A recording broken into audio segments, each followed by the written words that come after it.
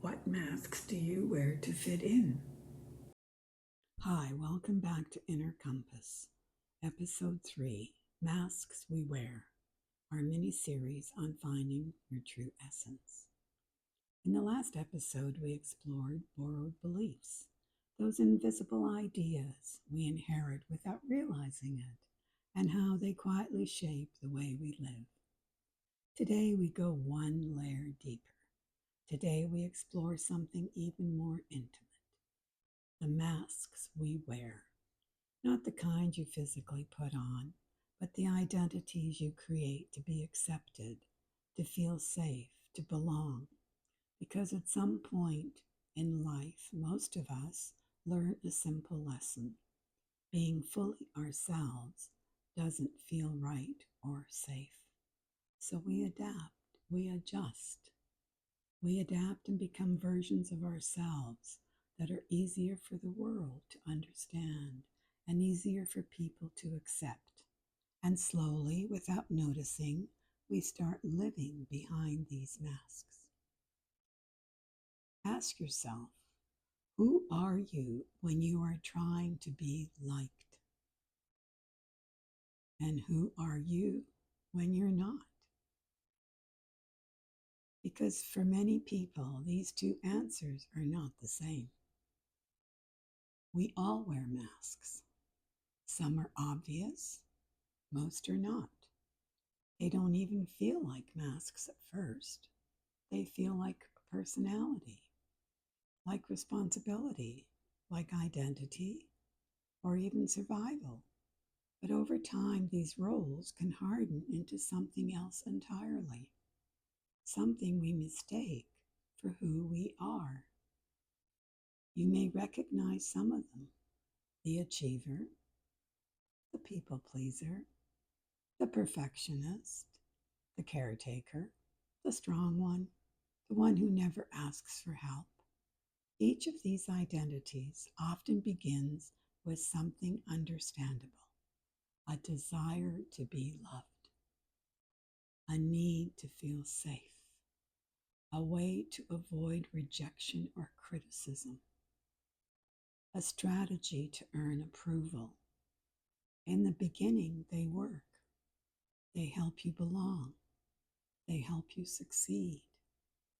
They help you avoid pain.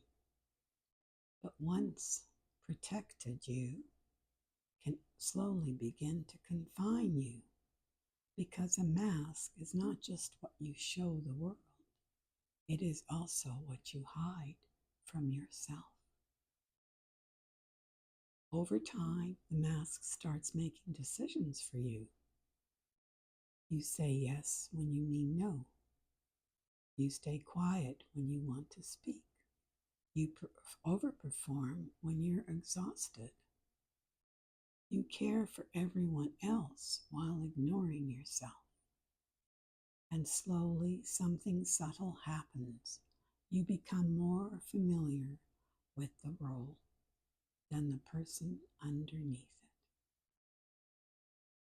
This is where many people begin to feel a quiet disconnect, a sense of, I should be happy, but something feels off. I've done everything right, but I still feel empty. I don't even know what I actually want anymore. And often the issue is not something is missing, it's that something essential has been covered over for too long. Again, philosopher Nietzsche challenged the idea that people should live according to inherited roles and expectations. He pushed towards something more difficult: self overcoming.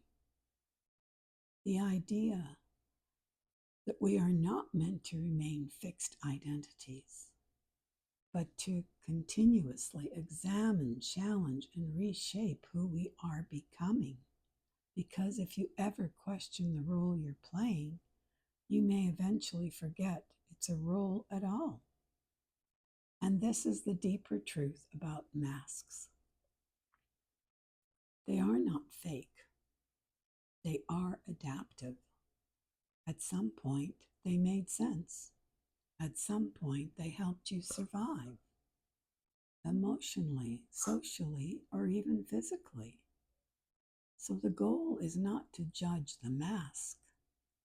The goal is to understand it and then ask a more courageous question. Do I still need this to be who I am becoming? Because some masks are so old, you don't even remember choosing them. You only remember being them. The strong one, the responsible one, the funny one, the calm one, the one who never causes trouble, the one who always has it together. And the longer a mask is worn, the more it begins to feel like your skin. And here is the quiet truth underneath all of this. You are not your coping strategies. You are not your roles. You are not the version of you that learned how to survive in certain environments. You are something deeper than that, something more flexible, something more honest, something still becoming. So pause for a moment and ask yourself, what role do I automatically step into in relationships? Where in my life am I performing instead of just being present? What version of me do I feel need to be in order to be accepted? And then ask something even deeper. Who might I be without that role? Don't rush the answer. You may find clarity or not immediately, but awareness itself is already a shift. Because the moment you notice the mask, you are no longer fully controlled by it. There is space now, a small gap between who you are and who you've been performing as. And in that space, something new becomes possible. Not a sudden transformation, but a quiet return. So take one simple step today. Write down one identity you have often stepped into: the helper, the achiever, the fixer, the peacemaker, the strong one. Then complete this sentence.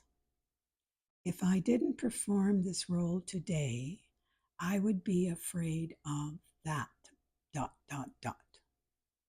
Sit silently, nose breathe, relax your nervous systems, and listen to what comes up.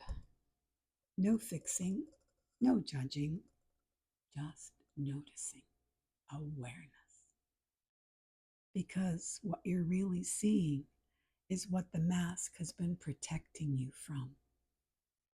And once you can see it clearly, you gain choice.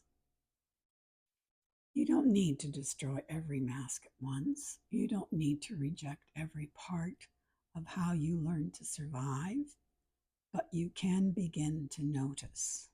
And in noticing, you begin to lose the grip. Because you are not here to be only what kept you safe. You are here to become what is your true essence.